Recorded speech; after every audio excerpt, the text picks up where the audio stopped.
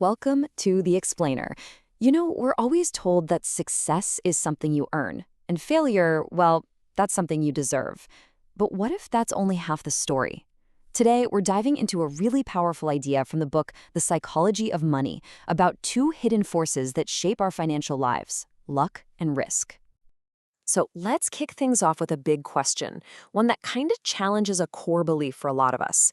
We absolutely love the idea that success is a direct result of skill and grinding it out with hard work. But what if there's way more to it than that? And to really dig into this, we're going to look at this incredible story of two best friends, two computer prodigies who, way back in the 1960s, had this shared dream of changing the world together.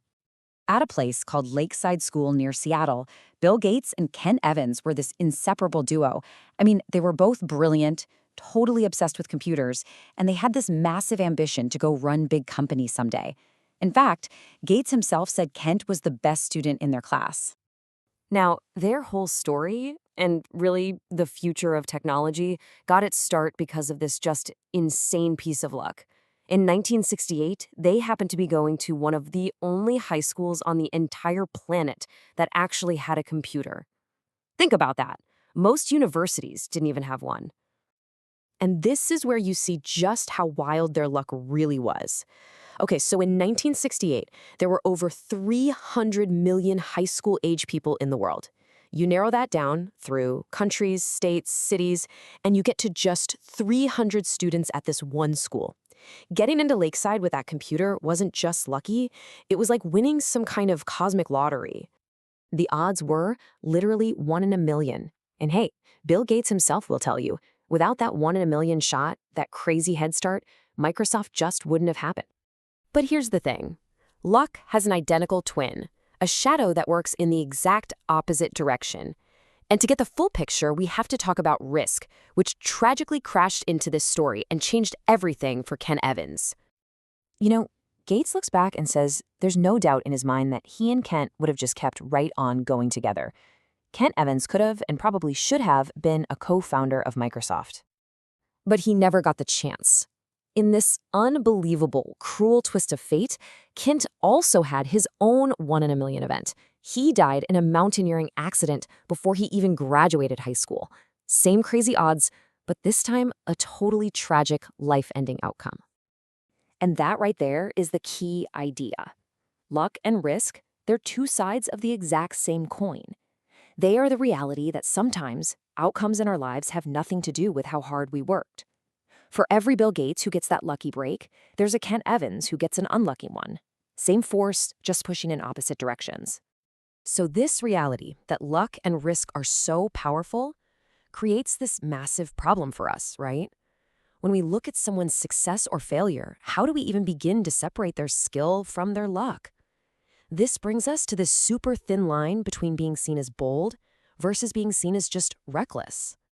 Let's look at Cornelius Vanderbilt. He built a massive railroad empire, and one of his main strategies was to just consistently and very openly break the law whenever it got in his way.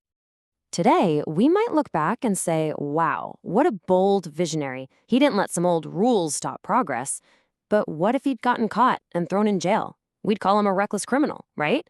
The action is exactly the same. It's only the lucky outcome that changes how we talk about it. And these examples just lay it out so perfectly. Mark Zuckerberg is a genius because he turned down Yahoo's billion-dollar offer. But the executives at Yahoo, they're fools for turning down Microsoft's offer. The line between bold and reckless is razor thin, and you can only really see it when you're looking backward. Okay, so if trying to copy the extreme success of a billionaire or just avoid the spectacular failures we see on the news is a flawed strategy, what are we supposed to do instead? Well, the author of The Psychology of Money gives us a much better way to think about it. Instead of putting outliers, the Bill Gateses of the world, on a pedestal, the key is to study broad patterns. What are the common, repeatable things that lead to good outcomes for most people, not just the lottery winners?